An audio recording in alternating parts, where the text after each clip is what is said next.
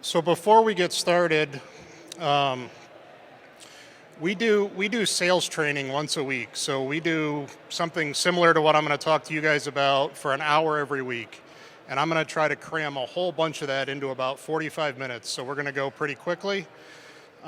This can be interactive. So if anybody has questions, we'll try to save a few minutes for the end.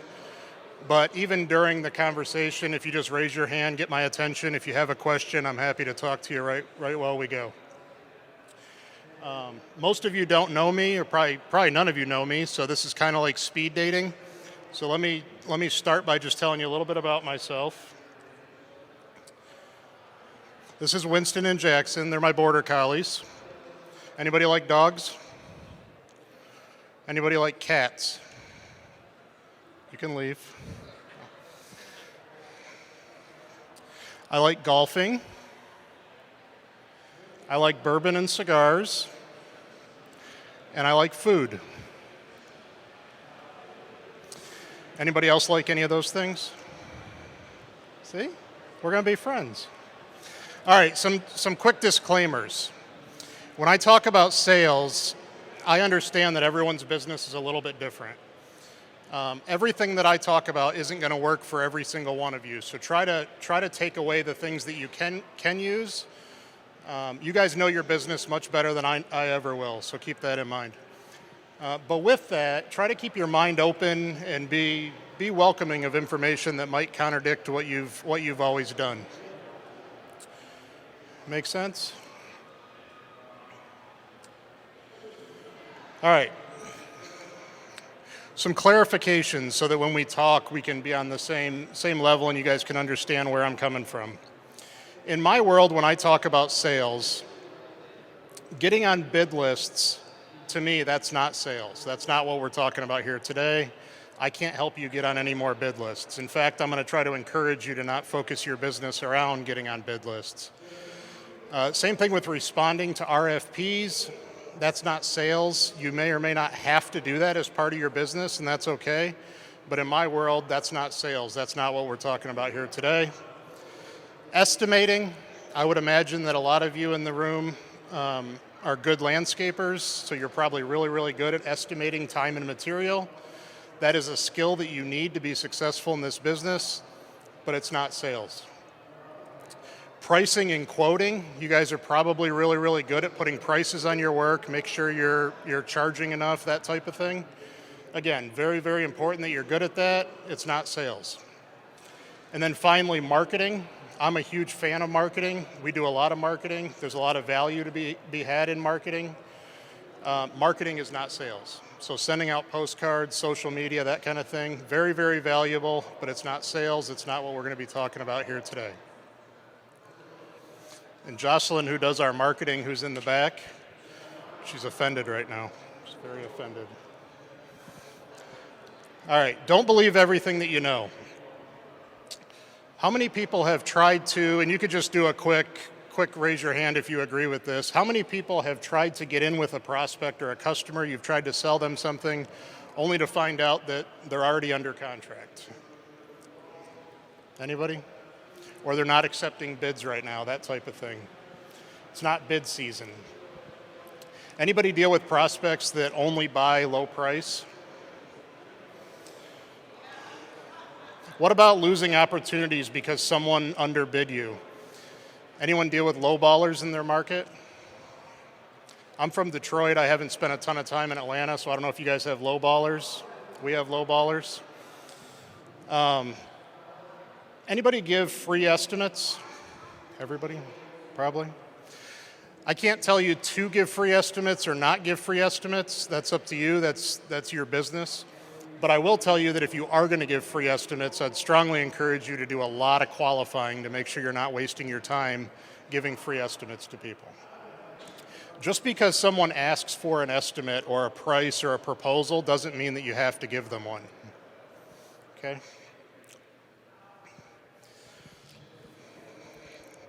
A top-performing sales professional who's invaluable to their organization can consistently forecast their sales.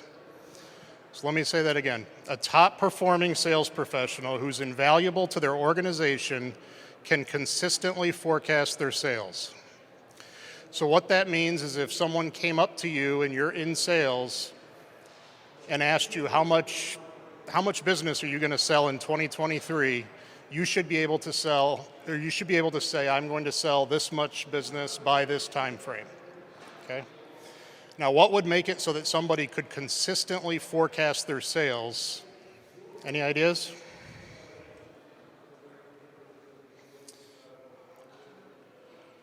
You got to have a system for selling.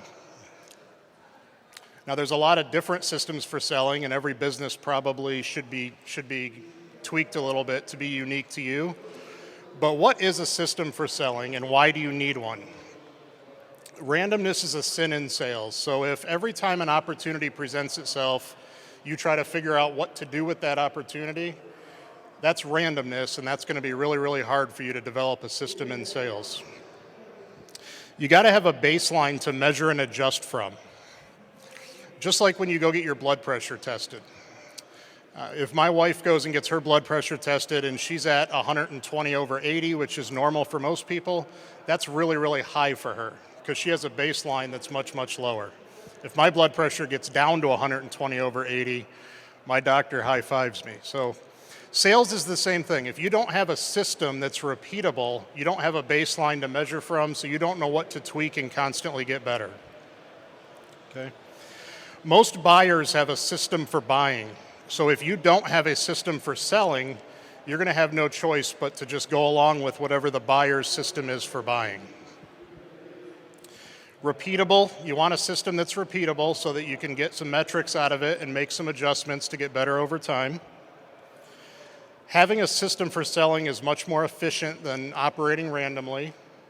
It's more effective, it saves energy. Helps your sales manager be more successful, and if you are a sales manager, it helps you be successful.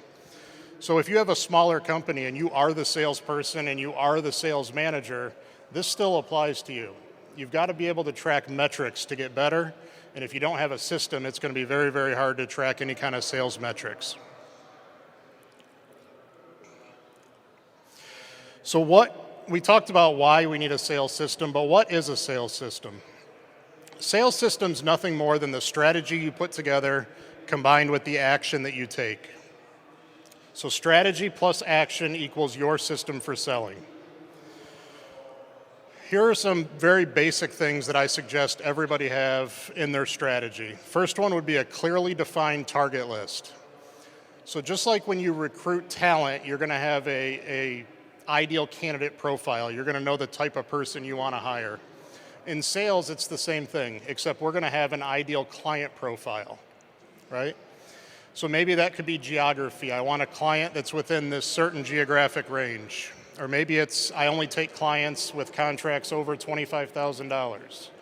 Or I only take multi-year clients. Or whatever the criteria is, you really should have a clearly defined target or your ideal client profile. Second one is a top 10 list. You could do more than 10, you could do less than 10. I've always found good luck with 10.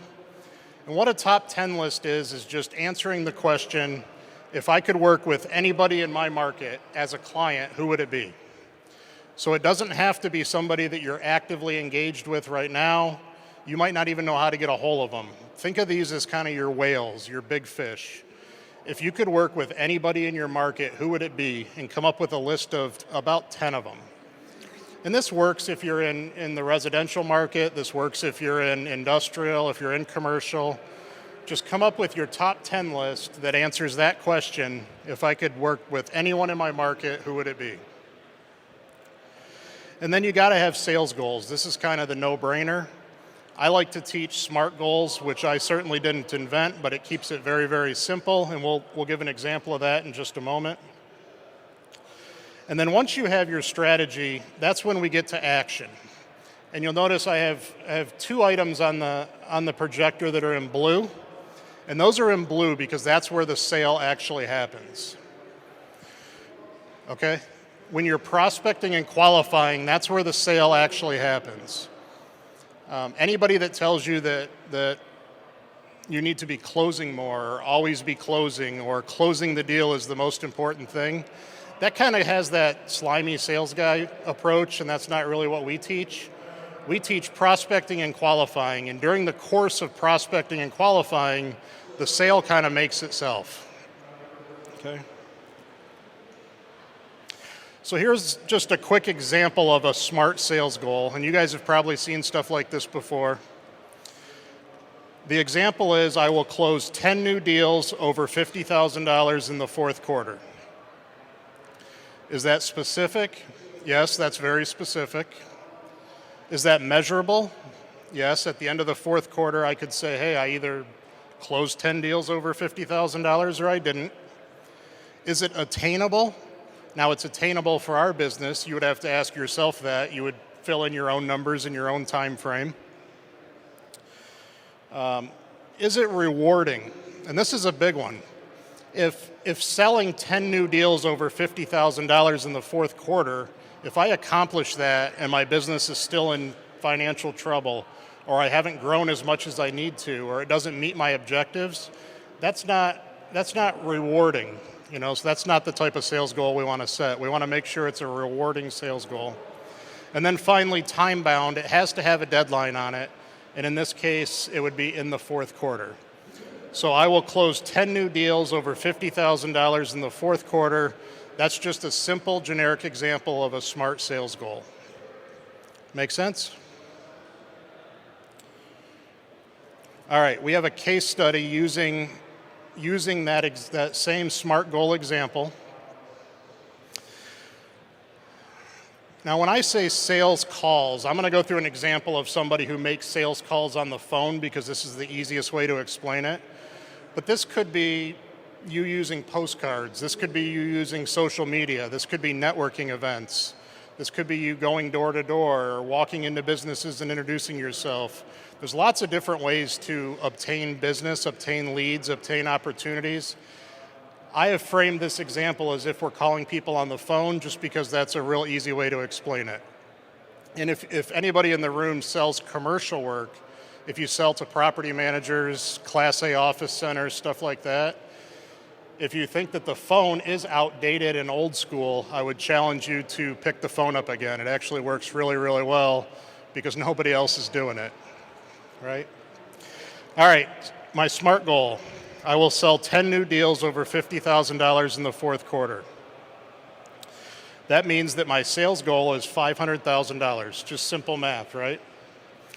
Let's say that my average sale is $50,000 and I have a 50% closing ratio. So for every proposal I write, I get half of them. That's my ratio. It takes me 2 first meetings to get a proposal opportunity. So what that means is I'm going to go out and meet with 2 people to qualify them to get 1 opportunity to actually propose. It averages 5 connected sales calls to get one of those meetings. So for every 5 people I'm actually able to have a conversation with on the phone about my business and my service, it leads to one meeting. So 5 connected calls gets me 1 meeting. It takes 15 dials on the phone to get a connected sales call, right? This is just an example. These numbers are kind of sort of made up just so we can do simple math. We have 12 weeks to work with in that fourth quarter or 60 work days. So we're saying that we don't work weekends, we're not working overtime, we're just working 5 days a week. And then the question is, how many dials do you need to make per day to achieve the goal? And that's the question. How many dials do you need to make per day to achieve the goal?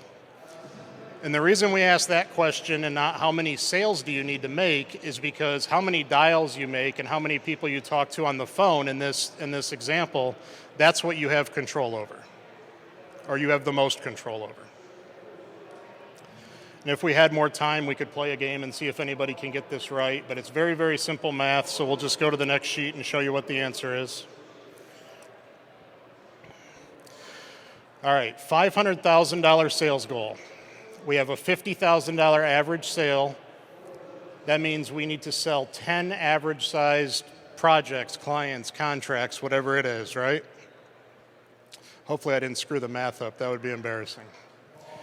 We have a 50% closing ratio, so we need to propose 20 projects or $1 million to close 50%, which gets us our $500,000 sales goal. Simple? All right. 20 projects to propose comes from 40 first meetings. 40 first meetings comes from making 200 connected sales calls. 200 connected sales calls comes from making 3,000 dials.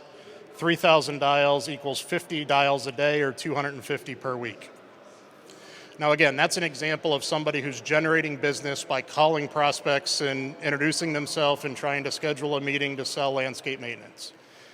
But a system like this will work no matter how you generate business, or a combination of ways that you generate business. Again, it could be on social media, it could be knocking on doors, it could be doing door hangers, it could be doing flyers, it could be whatever. Point is there's a system that you can establish that is measurable and trackable like this, so that you can make it repeatable and start to measure your results and make tweaks over time to get better results. Any questions so far? Okay. All right. Now for folks that don't like prospecting, or maybe they're really, really good at prospecting, or maybe customers are knocking down your door and you don't need to prospect, we're going to get to the qualifying and selling part right now. But there is something so important that I put it on its very own slide. Always have the next commitment scheduled. So by a quick show of hands, how many people have prospects or clients that they're waiting to hear back from right now, whether they got the job or not? See, some honest people. How many people have ever been ghosted by a prospect that you thought you were going to do the business? Everything sounded really good, it was going great, you were all but planning in your head, and then they just ghost you and they disappear. This is what I'm talking about here. Always have the next commitment scheduled. This sales process that we teach, this sales system, prevents that from happening almost always. There's a lot of words on this. Again, I will get you guys a copy of this presentation if you'd like it, but we are going to work through this really quickly. This is a sales process, a qualifying process that works for most companies in this industry. You may have to tweak it a little bit to fit your needs. We want to make sure that we track our lead source. Does everybody do a pretty good job of knowing where your business comes from? Whether it be a website or social media or referral. So that's the first thing, is we want to make sure we always track our lead source to know where our business comes from. And we will learn over time that certain lead sources are actually better than others. We want to schedule a first meeting, and we want to do that in person whenever possible. Some of you may have businesses and you may sell service and products where meeting in person doesn't make sense. I understand that. But in our industry, most of your competition is emailing proposals to people, or they're calling someone on the phone with a price.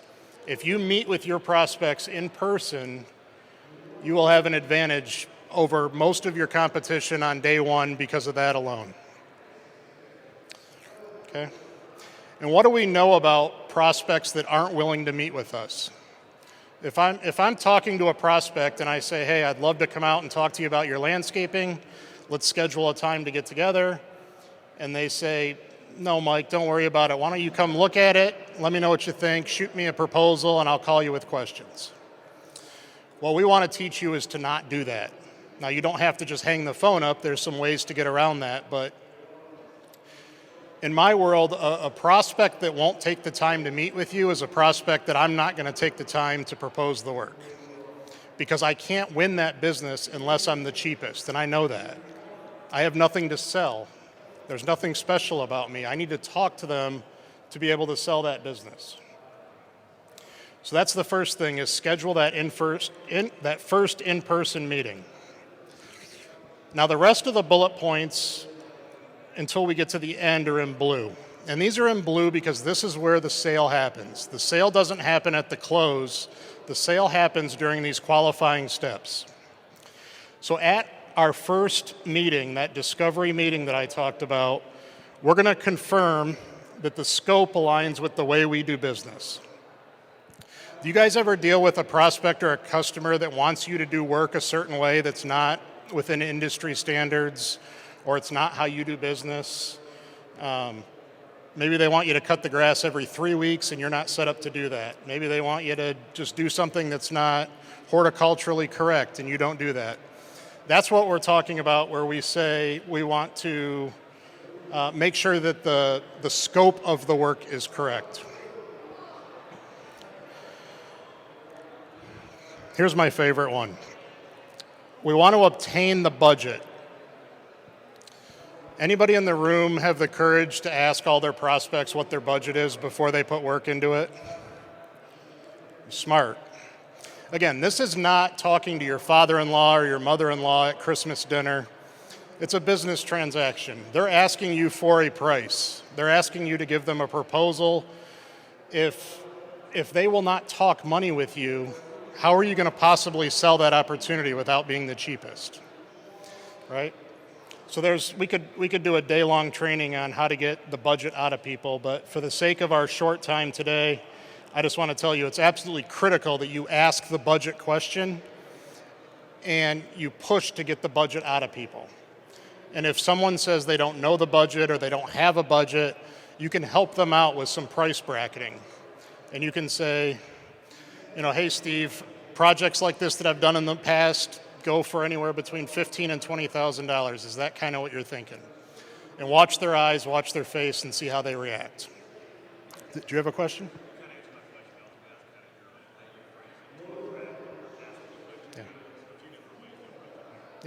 Yeah, price bracketing is the easiest, just because you can leave yourself a range before you actually go back to your office and do math. And a lot of times you can disqualify them right then because they'll say, oh, we're not spending that kind of money.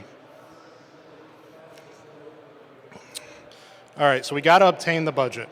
We want to identify what their pain is. In most cases, if there is no pain, there is no sale, unless you can be the cheapest, right?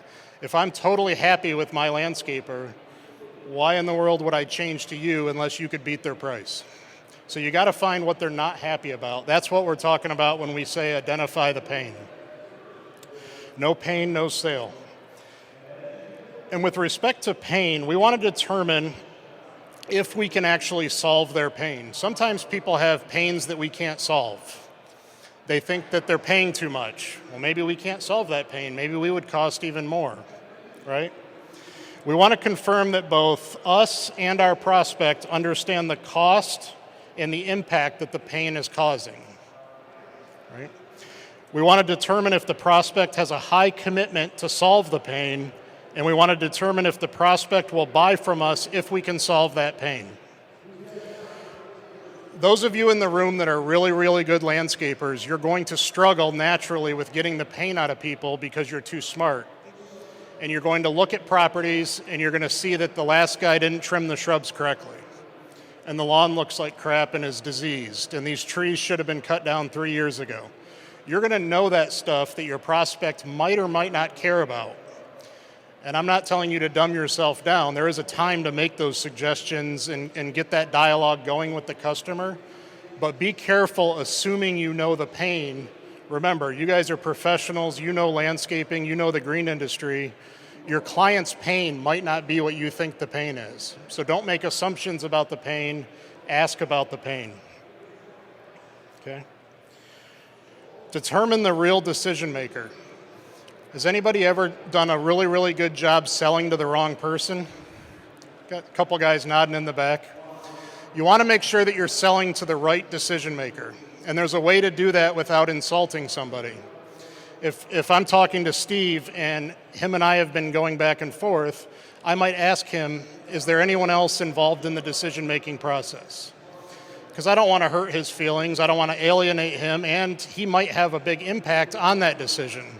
So I'm not going to say, are you the decision maker, and put him in a weird position. I'm going to say, is there anybody else involved in the making the decision that we should talk to? If you do a lot of residential work, this would be a husband and wife. I've done residential work. We don't do a lot anymore.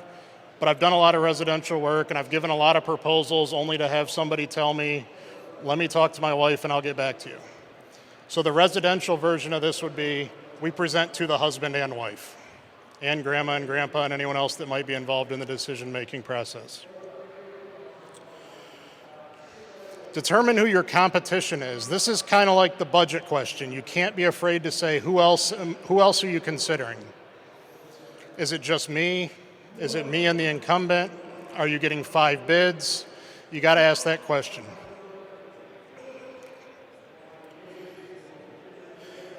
You got to get a commitment to buy or the next step.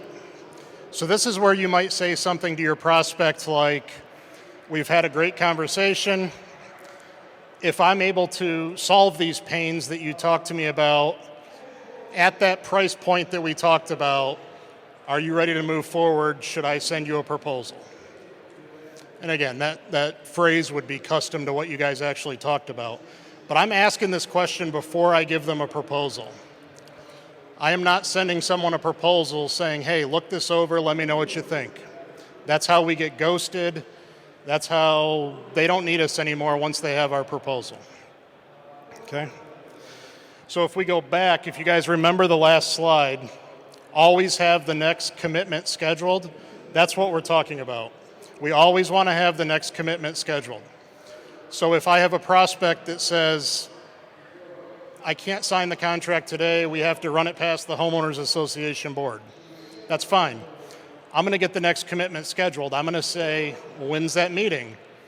How about I call you that next Tuesday at 3 o'clock? Could I send you a calendar invite for a call at 3 o'clock next Tuesday? We want to make sure we always have the next event scheduled. We never want to leave it in someone's hand to call us back or for us to call them back. We want to have it scheduled. And then we schedule our presentation if one is still necessary. And at this point, we've either sold the project or we haven't, if you buy into and learn this system for selling. Once the prospect gets the proposal, it's just a formality.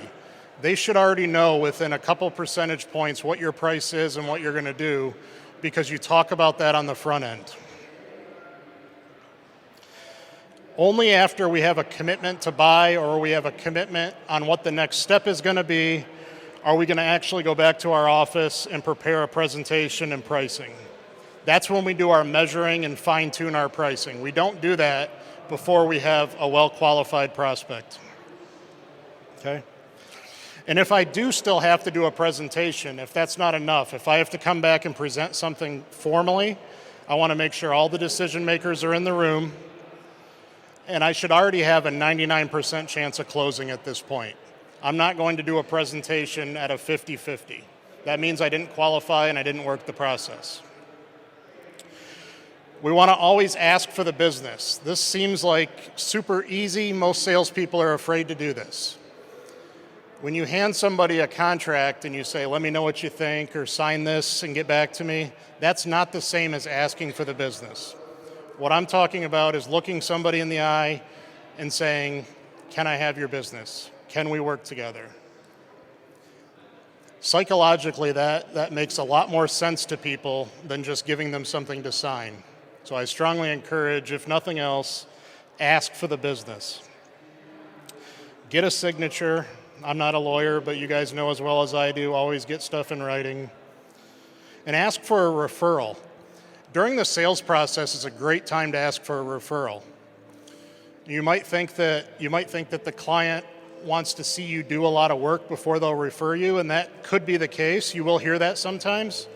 But more times than not, people will help you out and refer you right after they agreed to buy from you, because people like to buy. It makes them feel good, and they're at a really good place in their head right now. They just made what they think is a good decision. It's a great time to ask for a referral. Any questions on this?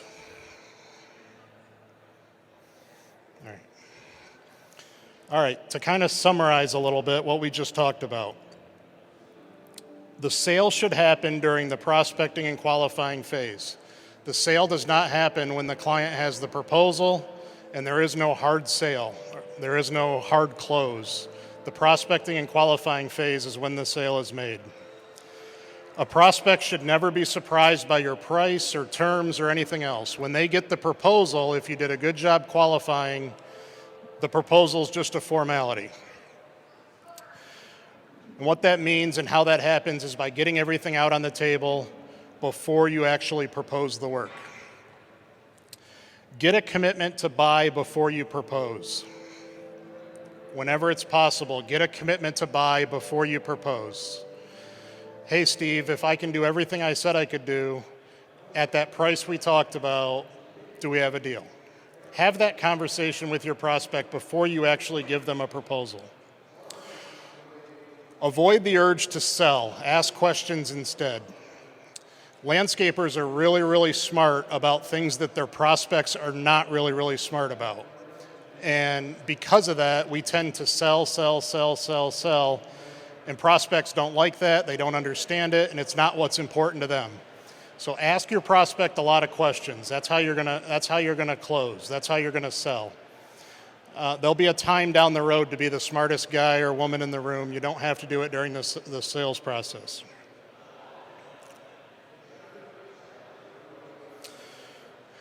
And then finally, to go back to where we started, sales are never lost because of price alone, but bids are. So this is something that salespeople don't like to hear, but sales are never lost because of price alone. None of us have ever lost any business because we were underbid. Those projects we lost because we didn't sell it or we didn't qualify it. And that's what a sales and qualifying process like this helps you get through. And we have a few more minutes. If there are any questions, just a quick reminder, if you use the QR code, we will send you this presentation. So if you didn't take notes and you want to see this, we'll email it to you. Very, very minimal spam. Don't be scared. Any questions?